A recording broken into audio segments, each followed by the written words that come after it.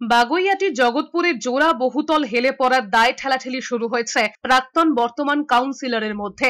বাগুইআটির জগৎপুর 23 নম্বর ওয়ার্ডে যে দুটি বাড়ি হেলে পড়েছে সেই বাড়িগুলোর কোন রকম বিল্ডিং প্ল্যানই পুরসভার তরফে পাশ হয়নি, জলা জমি বুঝিয়েই তৈরি হয়েছে বাড়ি, এমনটাই অভিযোগ। এ ব্যাপারে তিনি কিছুই জানতেন না বলে দাবি করে বর্তমান তৃণমূল কাউন্সিলর ঝুঙ্কু মণ্ডল অভিযোগ করেছেন এই ওয়ার্ডে আগে তৃণমূল কাউন্সিলর আশা নন্দীর আমলে তৈরি। ঝুঙ্কু মণ্ডল বলেছেন বিষয়টি প্রকাশ্যে আসার পরেই তিনি পুরসভায় অভিযোগও জানিয়েছেন। আমি তো গত 2 বছর বা 3 বছর কাউন্সিলর, এগুলো আমার সময় হয়নি। পুরোপুরি কর্পোরেশনে চিঠি করা, আমার লোক পাঠানো হয়েছে ওখানে ওরা সব ঠিকানা নিয়ে কর্পোরেশনে চিঠি করছি। ইমিডিয়েট কাজ আমি বলবো কর্পোরেশনকে, মেয়রের কাছে বা আমাদের কমিশনারকে ইমিডিয়েট একটা পদক্ষেপ নিয়ে যাতে কাজটা ঠিক করা যায়। হলো তৃণমূলের বাংলা, এগিয়ে বাংলা, র্যাপিড আরবানাইজেশন রিয়ালিটি।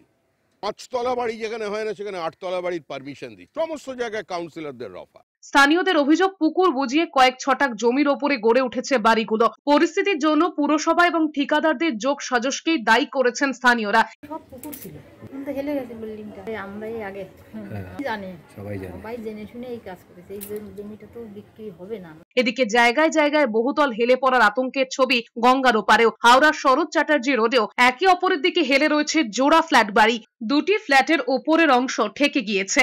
প্রথম থেকে একটু হেলা, যে পরে যে খুব একটা হেলে যেতে নয়, প্রথম থেকেই হেলা। সেই হিসেবে ওনার বক্তব্য যে এটা স্ট্রাকচারাল এতে হয়েছে, এটা কোনো প্রবলেম নেই।